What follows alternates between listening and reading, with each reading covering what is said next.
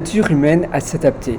Vous savez, dans la vie, pour réussir et pour persévérer, on doit s'adapter. Mais c'est pas seulement le fait de s'adapter comme ça, on croit qu'au fait on suit les autres et suivre les autres, suivre la masse et s'adapter. Non, c'est simplement faire preuve de courage et parfois être bien évidemment, même souvent, le premier dans des décisions et dans des choses à prendre.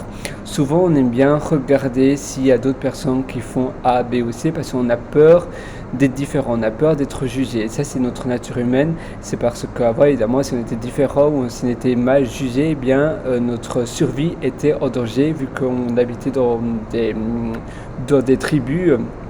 Et évidemment, si on n'allait pas savoir chasser le mammouth tout seul, et donc on devait vraiment être accepté dans notre tribu. De nos jours, bon, c'est un peu simpliste, mais plus ou moins c'est ça en gros l'image.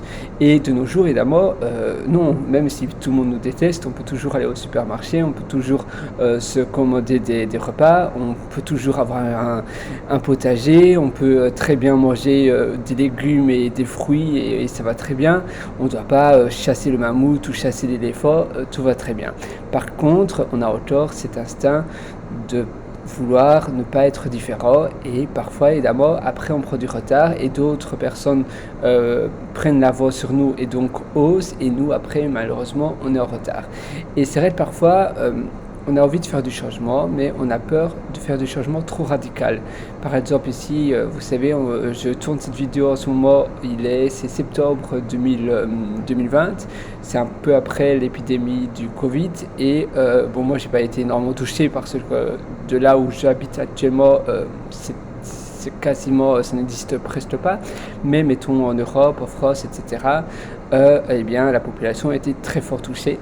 Et alors, il y a, mettons, des business, mettons, d'événements, par exemple, qui auraient pu se dire, ah ben, on va mettre nos événements en ligne pendant le Covid, et puis après, on va recontinuer nos événements dans les locaux, etc., comme on faisait avant. Donc, pendant le Covid, on va on va migrer en ligne, et après, on va retourner comme à l'ancienne, dans les locaux, etc., parce qu'on est attaché au passé, on a peur, on a un peu trop peur du changement, et donc, on veut avoir comme image l'ancien business. Mais par contre, la bonne méthode, c'est être radical, vraiment. Et évidemment, tout tourner en ligne et après la période d'épidémie, continuer cette transition, être en ligne à 100%, ne plus avoir de locaux du tout, et ça sera la nouvelle transition et ça sera le nouveau business. Et c'est vrai que la plupart d'entre nous, on aime bien retourner après à l'ancien ou avoir toujours une petite part de l'ancien. Mais être radical et alors se dire, ben voilà, c'est le bon moment, pourquoi pas, je vais modifier, je vais changer complètement mon business model, je vais faire dorénavant seulement en ligne et mon business sera complètement voilà, nomade, c'est-à-dire qu'il n'y aura plus de locaux et tout le monde sera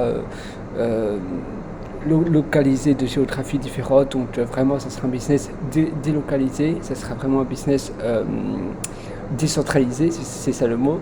Et bien parfois ça fait un peu peur et parfois on a peur de faire cet élan-là. Et pourtant souvent il est vraiment nécessaire et si vous voulez vraiment toujours aller de l'avant et toujours essayer de nouvelles choses, évidemment c'est des risques à prendre, mais bon, si vous voulez vraiment être le leader, si vous voulez vraiment ne pas être le suiveur mais être la personne qui justement est le premier du troupeau et que le reste vous suit, eh bien il faut évidemment prendre des risques et si ça s'avère pas une bonne décision, vous pouvez toujours avoir d'autres choses sur le côté, comme on dit, il ne faut jamais mettre tous ses œufs dans le même panier, mais même si au début on a seulement tous nos œufs dans le même panier, eh bien voilà, finalement la vie, tous les problèmes, tous les emmerdes et finalement le pire quand on réfléchit, n'est pas très grave, parce que le pire peut-être c'est ne plus avoir d'argent et se retrouver à la rue, mais est-ce que c'est vraiment grave? Je ne sais pas. Il y a peut-être plus grave que ça, bien évidemment. Bon, maintenant ça dépend où vous habitez, mais allez, si vous habitez finalement dans un beau pays, dans un bel endroit, voilà, si vous pendant une semaine vous devez dormir dans l'herbe ou sur la plage ou près de la montagne, c'est pas non plus dramatique. Vous voyez, mais par contre, ça vaut peut-être le coup de tout essayer, de vraiment aller de l'avant. Maintenant, évidemment, ça dépend si vous avez une famille, etc. Ça, évidemment, vous avez la responsabilité alors. Mais voilà, finalement, la vie, ce sont des challenges et j'ai envie de dire, finalement, tous nos problèmes, c'est rien du tout. Et vous savez, comparé à l'échelle de l'univers, c'est vraiment, c'est vraiment zéro, c'est vraiment nada. Donc vraiment essayez, persévérez et faites du changement. Voilà, n'ayez pas peur. Si vous changez quelque chose, faites-le alors radicalement, faites-le complètement différent, mais n'essayez pas de toujours garder un pied de sécurité. Voilà, soit aller vraiment de l'avant, mais si vous essayez de faire les deux en même temps, avoir la sécurité et en même temps essayer d'innover, bien souvent les deux mélanges sont pas très compatibles. Sur ce, je vous souhaite vraiment une belle réussite et nous on se donne rendez-vous très bientôt. Ciao.